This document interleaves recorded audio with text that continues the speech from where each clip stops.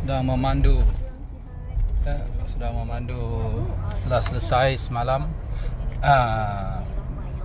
mesyuarat cawangan. Malam tadi ada perjumpaan dengan sebahagian daripada jentera Parlimen Sekinchan dan Dun Sungai Panjang. Hari ini pukul 1:05 sampai di Sungai Burung Tanjung Karang dalam perjalanan pulang ke Ampang. Dan 2.30 ini bermula perbicaraan kes tahun 2016 bulan 8, kes tentang aduan saya berkenaan dengan kedai judi yang tumbuh macam cendawan ketika itu di dalam negeri Selangor, terutamanya di Ampang. Jadi alhamdulillah hasil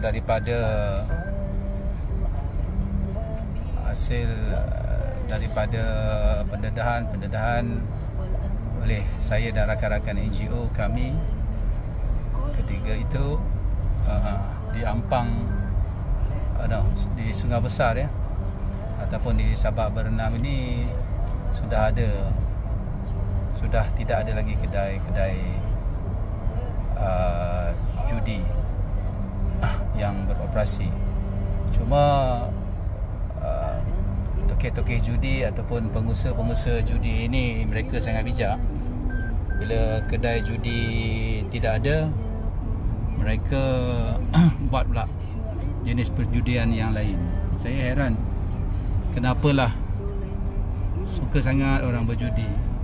Dah tahu tak ada pun yang kaya dengan judi online ni.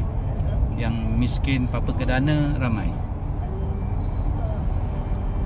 So saya juga dapat tahu di kawasan saya sendiri pun, walaupun tidak ada judi dibuka seperti dahulu kedai-kedai judi ini, tetapi judi online top up, perjudian melalui online yang top up, main judi melalui handphone gadget ini masih lagi berluas-luasa. Jadi saya juga sering memberikan pandangan, maklumat dan juga berbincang dengan pihak berkuasa di kawasan saya di Sungai Besar, IPD Sabak Berenam untuk memikirkan bagaimanakah caranya bagi membenteras kegiatan judi online ni. Sangat licik sindiket ini beroperasi. Mereka jual top up saja, seolah-olah macam jual top up handphone. Jadi amat sukar pihak berkuasa untuk membenteras perkara ini. Tapi saya yakin kalau memang bersungguh-sungguh untuk membenteras kegiatan ini, ianya akan berhasil. Yang pertamanya, kita kenal pasti dahulu siapakah sindiket utama pada kegiatan judi online ini. Saya sedang memandu, tapi walaupun memandu dalam keadaan yang tidak berapa sibuk ini, masih boleh terkawal. Tengok, saya tali pinggang, safeguard semua ada.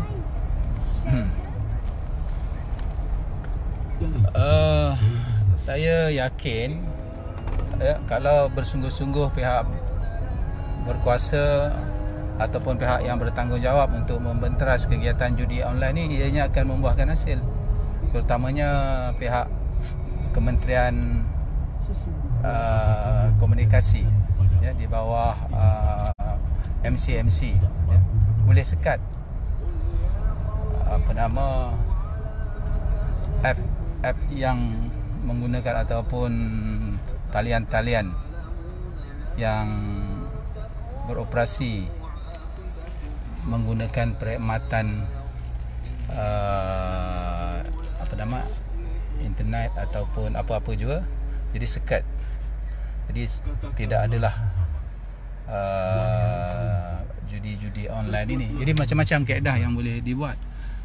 Soalnya mahu atau tidak mahu, ataupun bersungguh-sungguh ataupun tidak bersungguh-sungguh. Jadi saya berharap perkara judi, perkara-perkara yang boleh merosakkan ataupun meruntuhkan moral masyarakat kita, pihak berkuasa perlulah benteras habis-habisan dan tidak boleh berkompromi.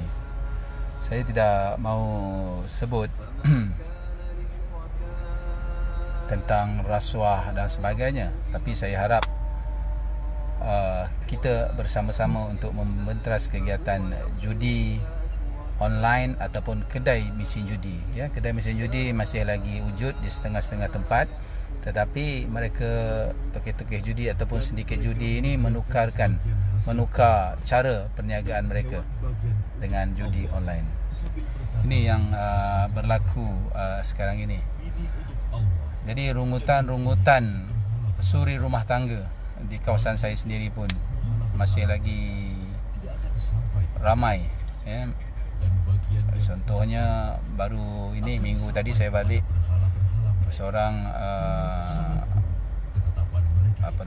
isteri, suaminya bekerja, dia kata duit gaji habis saja dengan judi online ini. Jadi dia minta saya ataupun rakan-rakan saya lakukan sesuatu.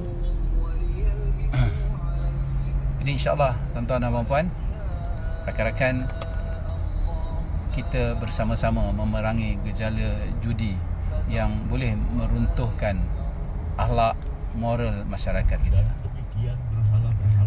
Okay.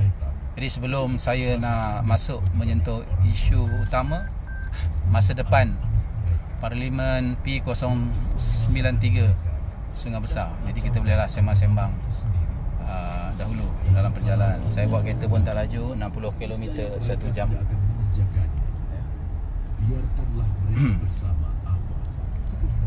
Jadi saya tak dapat bacakan nama kawan-kawan, ya. Maklumlah saya tengah fokus untuk memandu.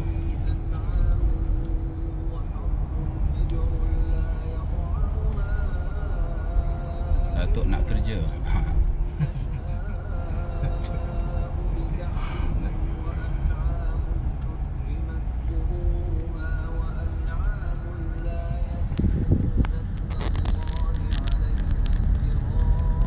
Di kawasan Tanjung Karang, kasih tahu dengan sedikit pelacuran.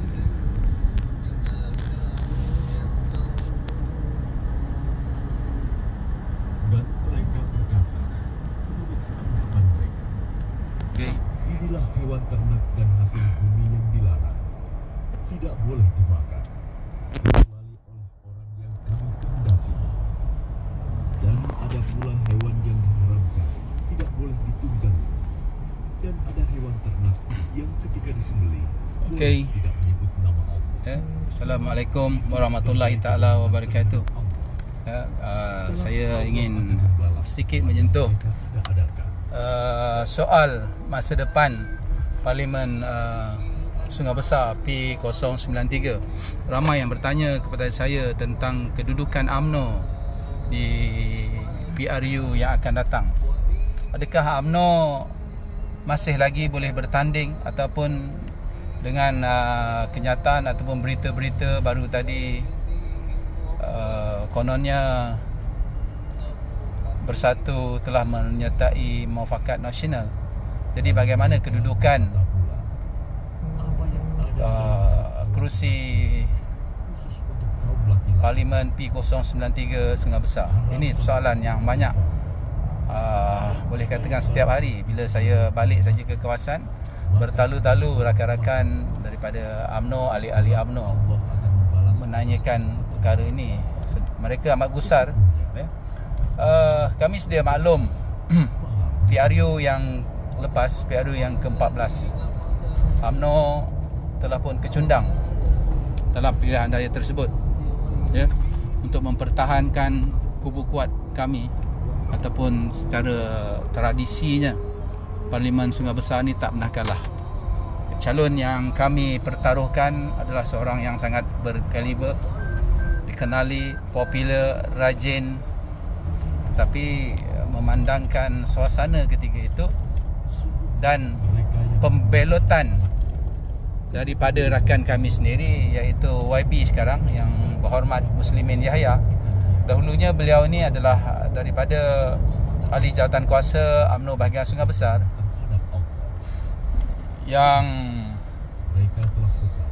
belot keluar parti, lompat dan bertanding menjadi calon PBBM. Itulah masalahnya dalam perjuangan UMNO ini. Bila sampai musim pilihan raya, mereka masing-masing merasakan diri mereka ini layak merasakan diri mereka ini layak untuk menjadi calon. Jadi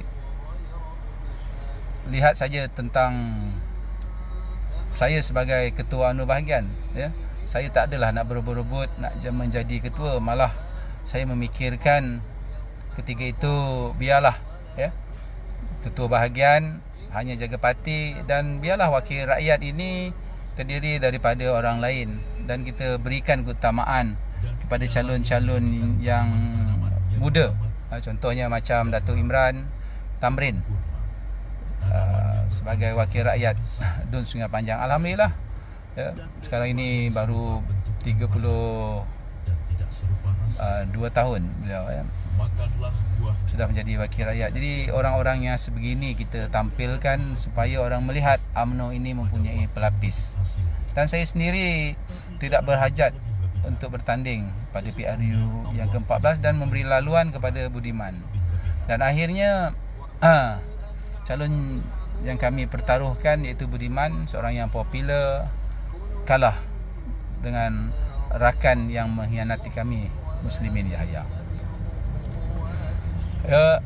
UMNO ataupun Barisan Nasional kalah hanya 714 undi. Budiman Zudi kalah dengan 714 undi pada PRU Parlimen PRU yang ke-14. Muslimin menang 714 undi. Kemenangan Muslimin ini ketiga itu disokong oleh PH. Bersatu disokong oleh PH. Kemenangan beliau adalah hasil daripada sokongan pengundi-pengundi daripada DAP Skincan, Chinese Skincan dan Sungai Besar, dan sebahagian anak-anak muda yang kita lihat, saluran-saluran muda daripada orang-orang Melayu ni ramai yang mengundi Muslimin. Dan bila satu kajian kita buat, mereka ini rupanya terpedaya dengan janji-janji manifesto oleh PH. Tol percuma, PTPTN tak perlu bayar, minyak RM1.50, dan dimomok-momokkan tentang pemimpin-pemimpin daripada BN ini rasuah dan sebagainya. Akhirnya pengundi-pengundi muda ini termakan hasutan tersebut, dan mereka tidak mengundi Budiman daripada calon BN. Jadi alhamdulillah, kekalahan Budiman itu pada mulanya amatlah perit. Saya sendiri amat sukar menerima, kerana saya amat yakin tidak boleh digugat. Budiman ini seorang tokoh pemimpin di Sungai Besar yang sangat hebat. Tapi kami reda.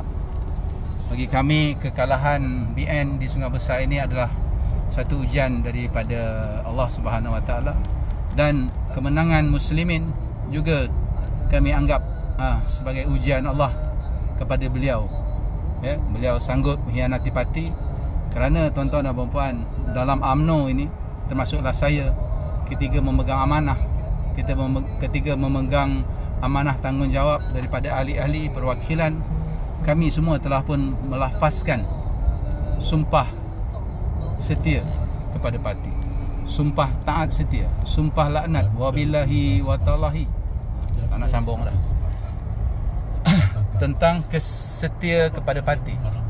Maksudnya bila kita sudah melafazkan sumpah tersebut bukannya main-main, bila sekali kita melafazkan sumpah tersebut sampailah akhir hayat kita.